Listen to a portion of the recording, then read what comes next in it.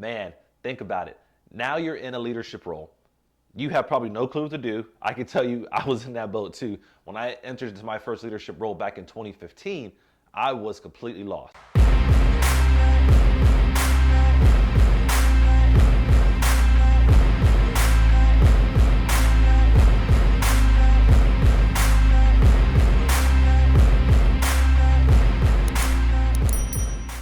Hey everybody, Michael Laidler here, professional speaker, and today's video will be part one of our 3-level of leadership series.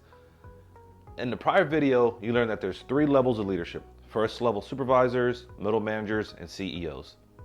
Now, it's important to understand each of these levels as you move forward in your own leadership career, or if you're already in a leadership role, understanding what each role requires.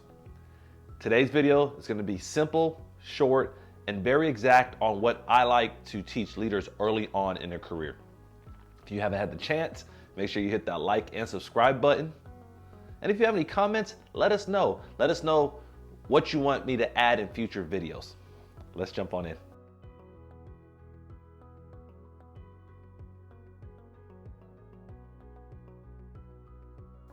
Man, think about it. Now you're in a leadership role. You have probably no clue what to do. I can tell you I was in that boat too. When I entered into my first leadership role back in 2015, I was completely lost. And not because I didn't understand the job, it's because I didn't understand the ins and outs of leadership. And unfortunately, I think and I thought that I had to know everything. I didn't realize that there's certain parts and certain things that each level of leadership has to know. And that's where you're at today. If you just entered into a leadership role, or if you're like, Michael, I want to get into leadership role, but I really don't know where to start, this video's for you. It's because there's certain things that you can do early on in your leadership career that will change everything you do as you grow higher.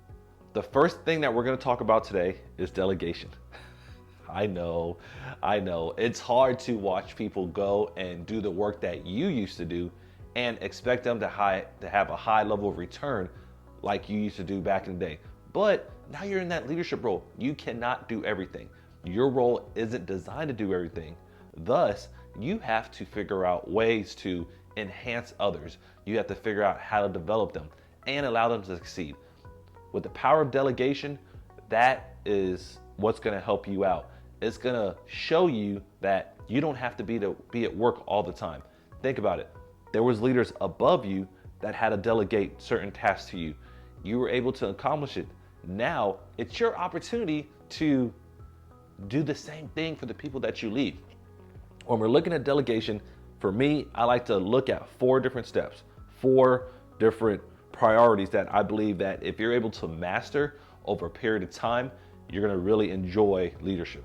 The first thing when it comes to delegation is learn the task. You're that first level supervisor. More than likely, you've had experience in that particular activity. If you don't know what it is, learn it. You may not be able to learn every single part about it, but at least understanding how to get the result from it goes far away. Let's say, for example, and this is just me popping into my head, let's say you had to create a shoe, for example. You may not know how to do the sole, or maybe not do shoelaces, you may not know about the colors, but you have an overall concept that by the end of the day, you have to have all those items on the shoe. Before you delegate that to the next person, understand all the requirements to make that shoe work. Make sure you understand the material that it takes to make it. Make sure you understand the resources that you need to put everything together. Because when you get ready to delegate this task, if you don't know what you're looking for, how are you gonna know if it's done? So the first thing you wanna do, as I just mentioned, when it comes to delegation, is learn the activity. Understand what it takes to get done. The second step you're gonna wanna have to do is teach that person how to do the task. Now, more than likely, as you went from the non-supervisory role to the supervisory role, you had an idea of some things that you were good at. So the same way you learned it, this is your chance to teach them. Mind you, you may say, well, Michael, no one taught me how to do it. Well, that's in the past. Now you're in a leadership role and you wanna be the best leader you can. Show that person how to do the activity. Show them how to accomplish the task. Show them what you would do if you were in the same shoes that they were in right now. Because once again, when it comes to delegation, You want to make sure that you're giving them all the opportunities to succeed. This is your chance to teach them and teach them the right way in order to minimize some of your stress. The next part of delegation is now observe them do it. You don't want to just say, well, I know what I'm doing and I taught them what to do. They'll go figure it out now. If you have the opportunity, and mind you, this is part of having successful delegation, observe them doing whatever task or activity it is. If we go back to the shoe, for example, make sure they're obtaining all the right resources. Make sure they're getting all the right items to get the job done. And if you have the opportunity, physically watch them say, okay, I'm gonna look at what you're doing. I'm gonna watch you over here. Now, obviously, you may not have the chance to watch them through the entire process, but make sure at least what you taught them, or make sure whatever you think you have the time for, make sure you're going over there and actually observing what they're doing, because that's part of a strong delegation process. The final part of delegation, not the final part of this video, but at least the final part of delegation, it's quite simple. Measure it. Give them a chance to go out and do it, but give them a deadline. You don't want to just say, well, I need you to get this done and just get it back to me. A lot of times we want to have a very hands-off approach, because a lot of times we want to be that leader that's not considered a micromanager. But sometimes when you're trying to delegate properly, you have to be able to give them the opportunity to come back, because now you're showing them how to prioritize work and time management. For example, if you know the task is going to take 2 weeks, well, give them 2 weeks. Say, hey, you know what? In 2 weeks on September 15th, and this is me just throwing out a random date, let's say September 1st, bring me back this task that I gave you. Or if it's something that has to be done by the end of the day, say, you know what? Today's September 1st, by noon, I showed you how to do it. It's 8 o'clock in the morning. By noon, have this back to me. So now that way, you know that you learned the activity, you learned whatever it is, you taught it to them, you observed them do it.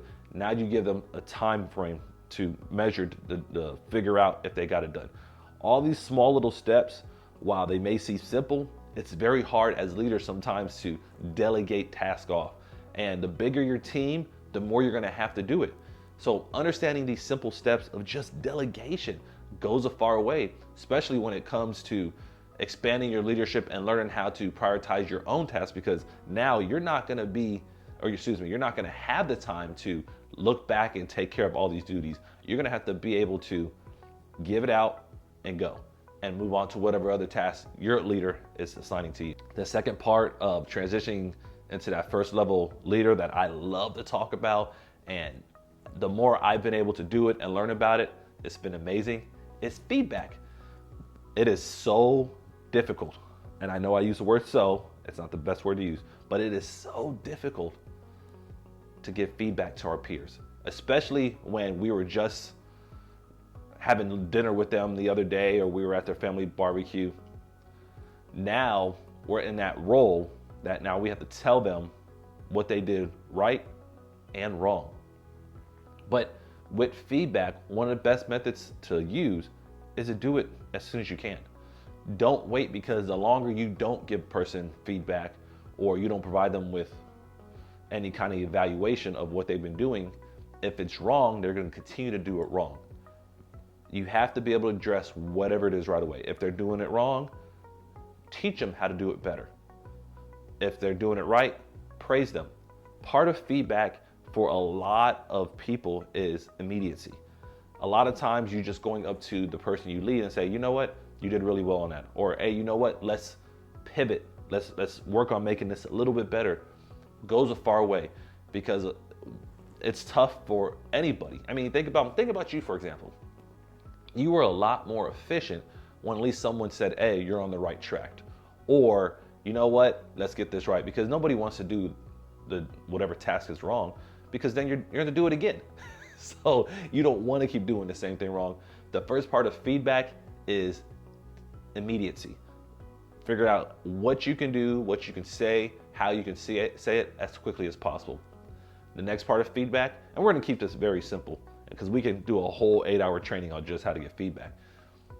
The next part of feedback, for the sake of this video, is making sure you bring positive comments into the mix. There's one thing that I learned when I was in Toastmasters. They call it the pie method. I can't even say we, because I didn't create it.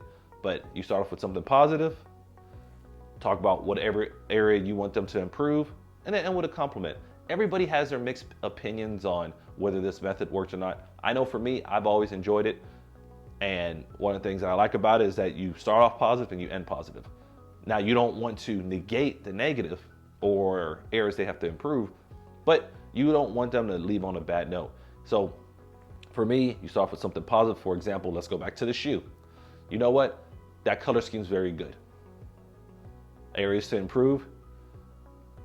Hey, I realize that you put the sole on before the rest of the shoe. You know what, going into the future, I recommend putting all the shoe together, then the sole. And then another positive, you know what, I can tell you're working hard. You finished this task a lot sooner than I expected. Really good. You see, you could take this positive, how to improve, positive again, in any way you want, but just understand that your goal as a leader now is to motivate the people that you lead. You want to be that inspiration that helps them push forward, because we never know what people are going through. And it's our responsibility to help people overcome some of these obstacles. It's not our responsibility to overcome them, but give them tools and strategies and that positive feedback to help them get there. So when we're looking at feedback in the simplest form, you want to do it as soon as possible. And when you're giving the feedback, you want to make sure you address everything that's going on with a positive, an area to improve, and another positive. And you will find that just these two simple steps in feedback will go a far way. And honestly, just giving feedback in general will go really far with the people you lead, because they want to hear from their leader. They want to hear from the people that evaluate them. They don't just want to hear from you when days are bad, or they don't want to hear when months later something's happened. They love to hear from you immediately and in a positive manner. Hey guys, thank you for watching this video. I know it's a fairly quick video. I know actually there's a lot of content in it that you can take, and I know it's gonna leave you with a little bit of, well, Michael, what about this? Or Michael, what about that? And that's fine. Sometimes when it comes to leadership, it's the small things, the small steps you have to take to get better. And especially when you're going from that non-leader role, non-supervisory role, to leader role, supervisory role, just understanding how to delegate and give feedback will help you move mountains. I know when I started in leadership, I didn't really know how to do either. I thought I had to do all the work, or I didn't know it was my responsibility to build people, especially verbally or written, however you want to look at it. When you're going from that leadership role, or if you have leaders that you're like, man, they're just missing the beat, look at how they delegate, look at how they get feedback. And you're gonna realize that that's a pretty big gap. And it's only because we don't learn it as easily. We're not designed naturally just to give those two. When you're looking at first level leaders, or if you're a first level leader, delegation, feedback, delegation, feedback, delegation, feedback. I know I said it 3 times, but it's to really iron that out in your mind to say, you know what, Michael, I do need to focus on that. If you haven't had the chance, and you definitely want to be ready for the next video in this 3-level of leadership series, make sure you hit that like and subscribe button. Make sure you get the notifications, because I can tell you the next video is going to go into middle managers. And if you are a middle manager or you're thinking about it, I know some of these strategies that we're going to talk about in the next video is going to be really impactful for you. Thank you for watching this video. Make sure you share with others. Have a great day.